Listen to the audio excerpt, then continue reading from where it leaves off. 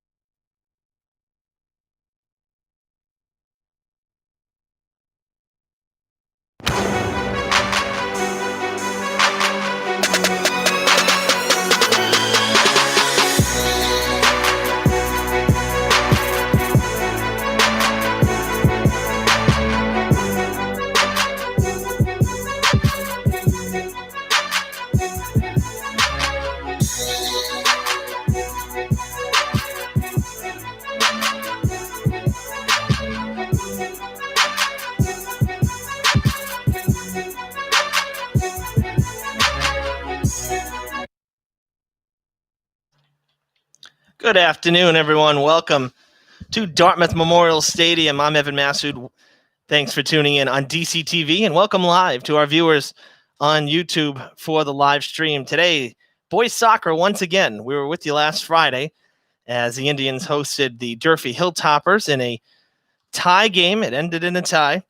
And today we have the Brockton Boxers in town to square off against the home team, Dartmouth Indians. Should be a good one.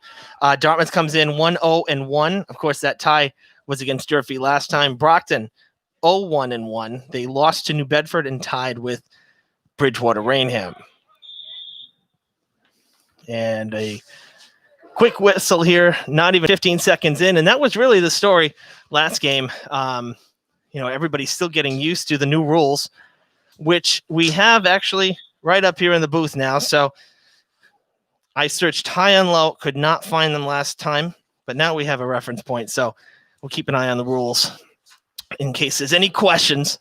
And that right there was a good example of, what you can do. Number 13 there for Brockton, that was Derson Barros playing it off the chest. That is acceptable. Can't use the head though.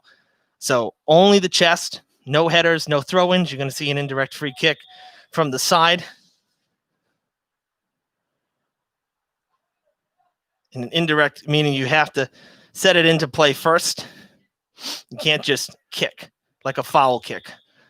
You have to send it to a player and then you can kick it away. This here, an example of what a regular free kick is. Dartmouth, this is David Rainville the second. Oh, they did go indirect, actually. So my mistake there. That was it. That was indirect as well. Brockton in their road whites, Dartmouth in their home greens. We'll run down the starters for you as they play in midfield. For the Boxers, in goal, number 0, Brandon Deluz. Number 3, Marion Batista. Number 5, Gennaro Reynoso. Number 8, Raul Rodriguez. Number 6, Jeremias Rosa. Number 9, Jaden DePina. Number 12, Zachariah Foster. Number 13, Derson Barros. Number 17, Gratian Morera. Number 23, a sophomore and a captain as a sophomore, Isildur Fernandez. And I'll tell you, coach is really high on him. And then number 24, Helton Brandeo. And Herminio Furtado, the head coach for the Boxers, back once again leading the team. And for the home team Indians, biggest story is that Lucas Batista, who is the senior starting goalkeeper, he came out in the Durfee game last week, actually on the goal that was allowed that tied the game, that Durfee tied the game with at the beginning of the third quarter. He ended up with a bad cut, and he's got some stitches. He actually can't play today, so he is out. So they have the junior, Liam Fogarty, who filled in the second half, basically the entire second half for Batista. Fogarty's in goal, did a great job stepping up last week, and he's getting the start today. So Fogarty, number 1, the goalkeeper, followed by number 2, Corey Mello, number 3, Andre DaCosta, number 7, Charlie Fairfax, number 8, David Rainville the second, number 9, J.P. Kearney, number 10, Matthew Furtado, number 11, Jacob Van Ziel, number 14, Miles DeBarros, and number 15, Luke Caniff, and last but not least, number 24, Mark Good. And of course, the head coach for the Indians is Josh Silva.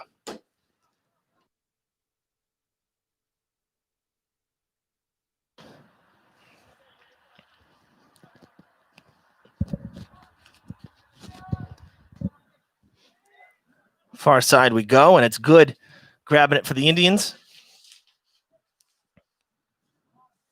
Taken by Brandeo of the Boxers, and now going out of play, trying to stop it was Caniff, could not. And it'll be a kick in for the Boxers. Again, indirect, set it to a player, and then they kick it on. This one coming across the field towards us, and it's chased down by Jalen Mendez, number 18. So already just less than 5 minutes in, and number 18 in there, Mendez, he was not one of the starters, but Coach Furtado already making some changes. That one cleared out by Deluz. a risky play using the foot and trying to kick it out because he had pressure coming from the Indians, and it was kind of a pop fly. It didn't go too far out of the box.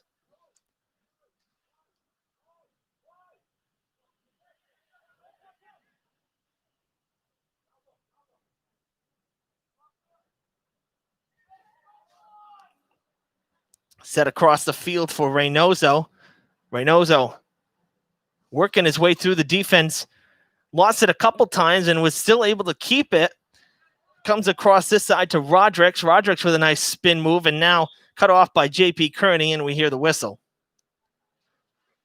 Just an absolutely fantastic middle of October afternoon for soccer here in Dartmouth. 66 degrees, rather warm for October 14th. And, basically all blue skies. Of course, you see the shadows. By halftime, the field will pretty much be all shadow. The sun will be gone. But for now, they'll have to play with the shadows creeping across.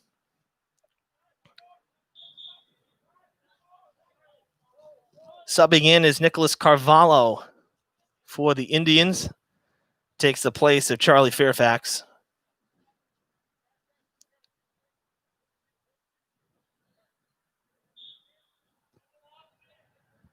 Goal kick coming from Fogarty. Lands just shy of the 40, across the 35.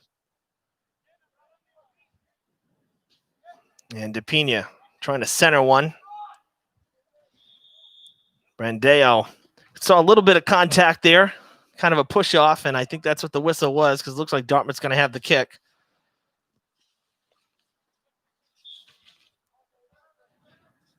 There's Coach Silva on your screen as we get ready for the kick here.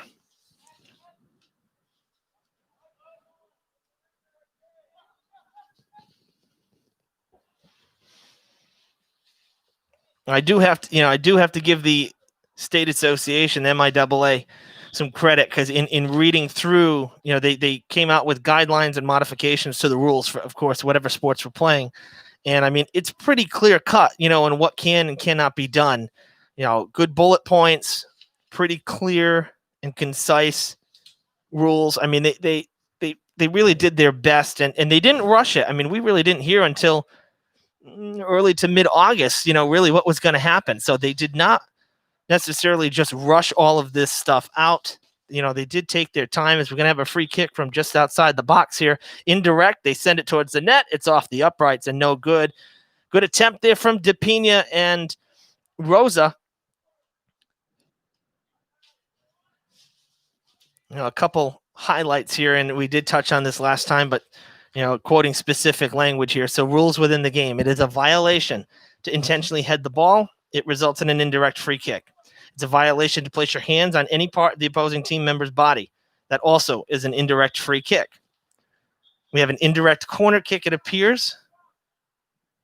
So again, even this, not a true corner kick. Set it in play, kick it back, then fire. And right into the hands of Fogarty it goes. Here's another one. It is a violation to intentionally make body contact with an opposing team member's body. This includes the shoulder-to-shoulder tackling, which we kind of just saw right there, backing them into or any other intentional contact. Backing into them, or any other intentional contact. It results in an indirect free kick. It's also a violation to attempt to slide tackle. Another free kick. So persistent infringement of any of the above modified rules results in a yellow card. So, and that's different also from what we were told last week. So it's not that the infraction is an automatic yellow card. And that was the interpretation of one of the officials last week. Obviously, that's not necessarily accurate either. So it's persistent. So if you're habitually, going in and slide tackling someone, well, out comes a yellow card. I'd say it's 3. To me, it'd be like 3 strikes, you're done. A couple of highlights there of what the MIAA had drawn up. There's also some information on restarts. You can find, if you're curious and you really want to read through it all, you can go to MIAA.net and everything's pretty much there. It's right on the homepage, easy to find. but it's good to have something in print. Like I said, I did search for this last week, and for whatever reason, I don't know if links were not working or what, but I could not find this for Friday. Found it pretty easily today, so perhaps they made some changes to their website. I'm not sure, but needless to say. Off the chest, settled, taken by DaCosta, and then quickly turned back around by DePina as the Boxers continue to really control the pace of play through this first 10 minutes here, as tumbling down went Brandeo. It'll be another free kick for the Boxers. They really have not had too many minutes down the other end of the field. The Boxers have controlled play here for the most part. This one, full-on free kick, going down into the corner, trying to keep it in. Wow, that's a great job. Really good attempt to keep that one in bounds. I believe that was Rodriguez. It was, number 8 for the Boxers. And right there you saw Kearney. He was down there as well. And Rodriguez, so, he stopped it. I thought for a second it was actually going to stay in bounds, but it took an extra roll. Jonah Correa into the game for Dartmouth. We just saw Jacob Van Ziel come out. Another whistle. I think this might be an offside.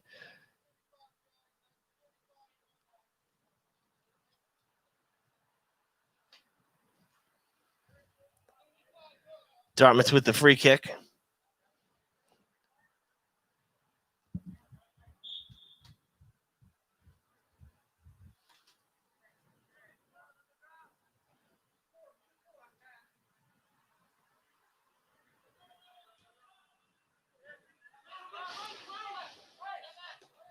Furtado moving back towards the middle of the field. And no good there on the pass. Looks like he was looking for Carvalho, I think, and Carvalho got behind the defender, and the Boxers were able to turn it around. And Indians will send it in now, Kearney. Kearney sent it to Mello, who sent it right off the thigh of Reynoso. Taken down. There's another whistle. Another free kick for the Indians. Matt Furtado there, number 10. Moving upfield. Kearney will kick again. Looking for help. DaCosta, and again, that one deflected as well. That one off of Brandeo, and it'll roll out. And we'll do it again.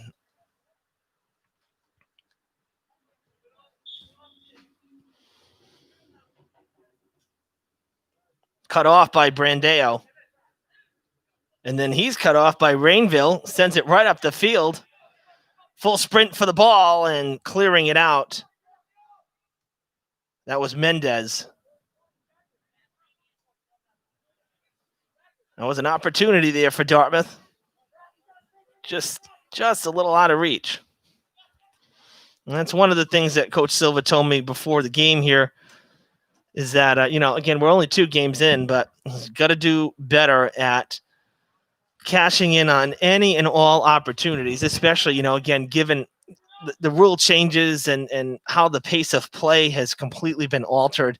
So, when you get those opportunities, they may be fewer and, further between than, say, in past seasons. Got to make the most of them, got to cash in. And one of the things he actually mentioned was, in losing Batista last week, it was an interesting game because on Friday against Durfee, Dartmouth scored in the first 4 minutes, and it was a beautiful goal. I mean, textbook setup, kick it down, to one side of the net, have it go almost behind the net, center the shot, and someone's waiting there just to bury it.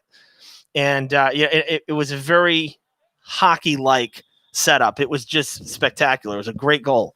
Then Durfee, playing from behind the whole first half, they didn't tie it up. They tie it up in the third, right at the start of the second half. In actually, it was, I think, less than 3 minutes, and it was a bouncer. It got over Batista, and that's when Batista got his injury, was during that goal when he was chasing down the ball that got past him, and it trickled in. That was the tying score, and that was basically the end of the story. But after that goal, sometimes those kind of weird goals will upset you as the opponent giving it up, as the team giving up the goal. And he said he was very proud, Coach did, very proud of the team to, they didn't stop competing. They didn't let it get them down, that it was, kind of one of those, say, soft goals, if you will. No, they kept competing. They did well. Fogarty, again, he did well in the net, filling in for Batista. So, Coach Silva liked what he saw, that's for sure. And they did. I thought the Indians did a good job. They kind of flattened out a little bit in the third after that goal, but they came back pretty strong in the fourth. And actually, the fourth quarter was rather crazy on Friday. There were, a number of cards were given out at that point. Tons of stoppages. There was some confusion. There were a lot of actual, kind of hold your breath moments for both sides in terms of shots on goal, some real close ones. So the fourth, I'd say, really was the most entertaining part of last Friday's game. But, the two goals that occurred were very early in their respective halves. And, for the most part, the rest of the way, it was just, steady play, steady soccer. Stolen by the Indians, and I'll tell you, Furtado's got some speed. He showed that a couple minutes ago. Full steam ahead, cut off, goes out of play along the sideline. So not a goal line inbounding here. It'll be right on the sideline, very close to the corner, actually, maybe, 10 yards or so up. Indirect kick, Fairfax. Lose it. And that's a whistle, and it's going to be Brockton ball. A little too much physicality there from Furtado that time, as one of the boxers went down. Brockton will take it over.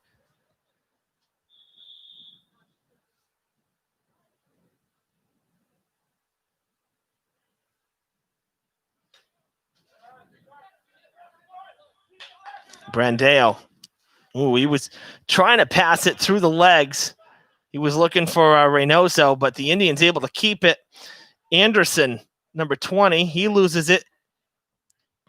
And now it's kicked out of the side closest to us, as Carvalho had gotten a foot on it as well. And there's Kearney going to set it in. Quick clear there from the boxers. And just like that, already back at midfield, much of the pack still behind everybody. Now the Indians defenders and midfielders getting down the field. There's a lot of open space, though, between the couple defenders for Dartmouth that were, down this end. Off the shoulder.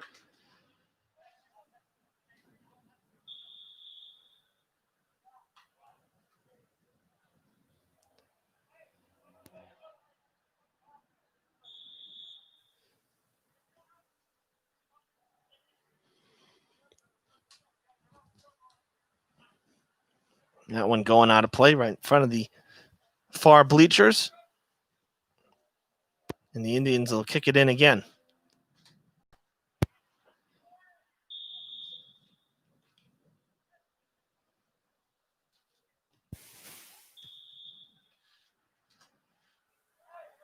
Bit of a fake there. I'm not sure that they actually truly indirected that. I think it was a miss on the indirect. And so now it's going to be Brockton ball.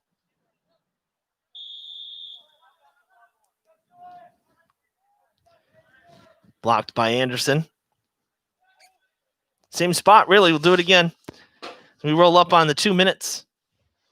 Pretty quick first quarter here. Again, that was another change that we're playing quarters here instead of full halves, which, if I'm being honest, I really don't like that. I think we were talking about it before the game.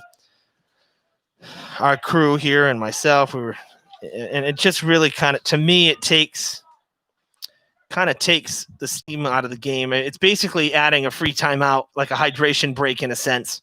2-minute break between quarters. Gives them a chance to take their face coverings off, get some water. Yeah, and sanitize. So, I get it.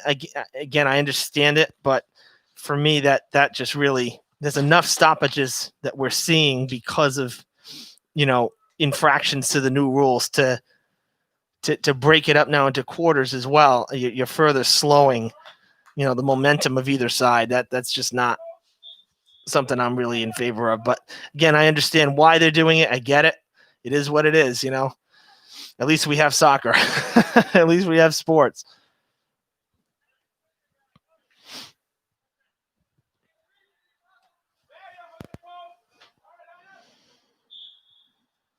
Indians had a corner kick. That's a trip, and it goes out of bounds. I think the infraction came before the ball went out of play. This should be Dartmouth ball because of the infraction on Brockton trumps anything else. It is going to be Dartmouth ball. Very little time left, about 60 seconds, probably max. So the Indians looking for a late first quarter opportunity. They haven't been down this way too many times. They did touch the ball. Now they kick it. And, the official almost got in the way of that one. Perhaps a little solar glare. Saw it at the last second. Out of play it goes.